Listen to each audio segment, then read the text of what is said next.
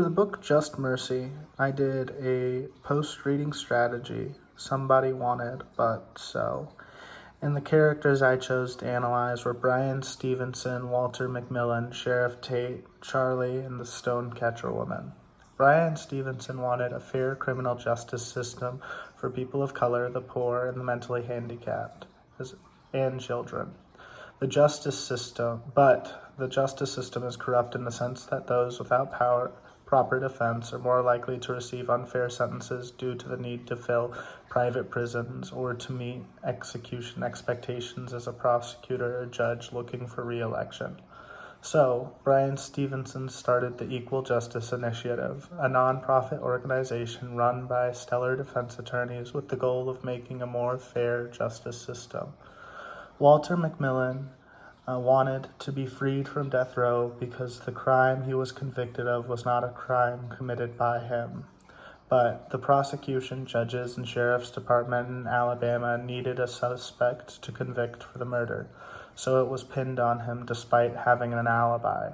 Bryan Stevenson and the Equal Justice Initiative worked tirelessly to prove Walter's innocence. They end up succeeding, and 6 years after Walter's arrest, he is set free. Sheriff Tate wanted a suspect to blame for the murder of Rhonda Morrison so that his sheriff's department wasn't seen as lacking ability. But there was no clear suspect, and time was becoming his enemy, for people were losing their faith in him. So he arrested Walter McMillian, a poor black man who was easy to blame and cast judgment upon because Walter had been involved in an affair with a white woman, Karen Kelly.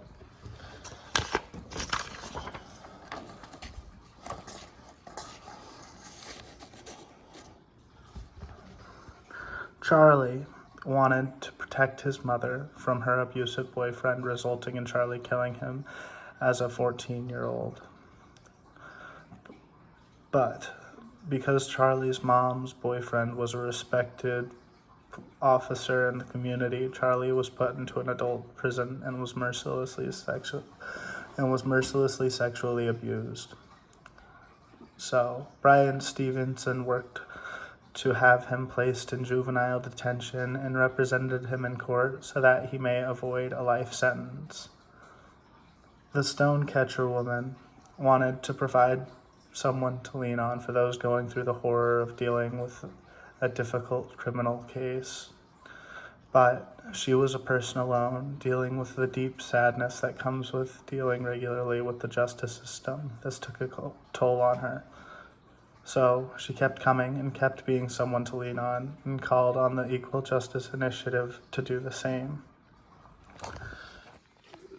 This post-reading strategy was a lot of fun because I got to take a look back at the book and kind of reorient myself with the characters, well, in this case, people. And because I got to do that, I got to really explore what their goals were and why they were making the choices they were making.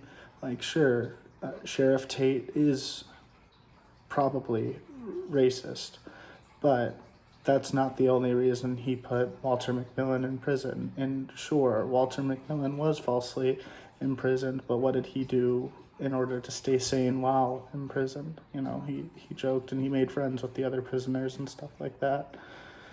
And yeah, Bryan Stevenson is a hero of the people. He is truly fighting the good fight for equal justice, and that's commendable. But he's also perfectly human and fallible, and he isn't afraid of that. He talks during the book about a case he failed to get someone off on.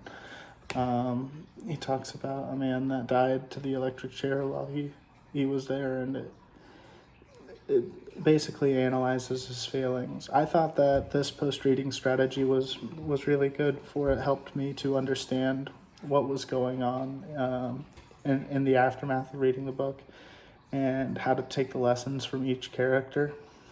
And this guide can really be applied to any character, so it was really enjoyable, and I think it was successful in my attempt.